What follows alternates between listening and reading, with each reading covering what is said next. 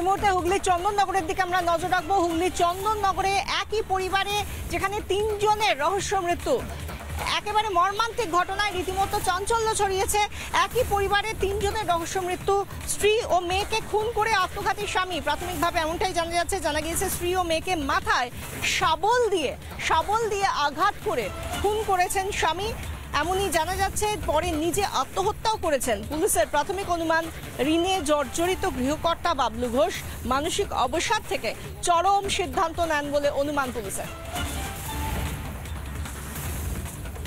চন্দননগরের মর্মান্তিক ঘটনা, একই পরিবারের 3 জনের রহস্য মৃত্যু, স্ত্রী মেয়েকে খুন করে আত্মঘাতী স্বামী। জানা গিয়েছে স্ত্রী ও মেয়েকে মাথায় শাবল দিয়ে মেরে খুন করা হয়, পরে নিজে আত্মহত্যাও করেন। পুলিশের প্রাথমিক অনুমান, ঋণে জর্জরিত গৃহকর্তা বাবলু ঘোষ মানসিক অবসাদ থেকে চরম সিদ্ধান্ত নেন বলে অনুমান। স্থানীয় প্রতিবেশীরা কি বলছেন শুনুন।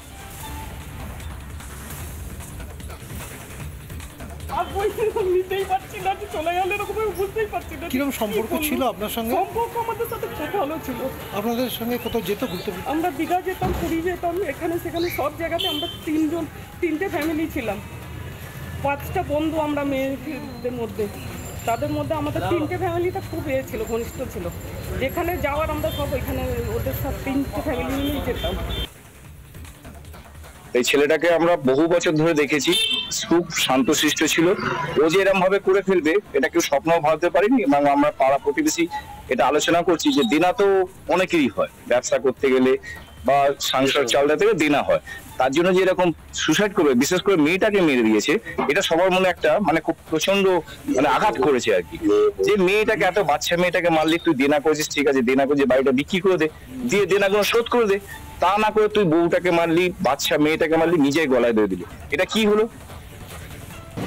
আমরা যেটা দেখলাম এক্সামিন করে, বউ এবং মেয়ের মাথা কোনো ভারী কোনো অস্ত্র দিয়ে প্রহার রড মেবি, হ্যাঁ, একটা শাবলও সঙ্গে আছে, রেস্কিউ করেছে পুলিশ, এখানে জমা দিয়ে গেছে। ওই শাবলটা মেয়ে এবং বউয়ের মাথাটায় আঘাত করে পাঠিয়ে দেওয়া হয়েছে। প্রচুর ব্লিডিং, যদিও ব্লাডটা ক্লট করে গেছে, হয়তো বা ঘন্টা 2 আগে ঘটনা হবে না। 2:20 এলো, তার থেকে 2 ঘন্টা 2.5 ঘন্টা আগে 2:20 এসে, হ্যাঁ 2:20 আমার কথা।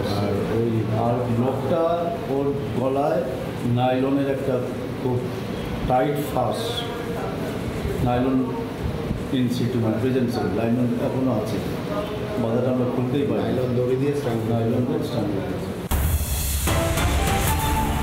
নানা ধরনের কন্টেন্ট দেখার জন্য লাইক করুন, শেয়ার করুন আমাদের ফেসবুক পেজ, সাবস্ক্রাইব করুন আমাদের ইউটিউব চ্যানেল।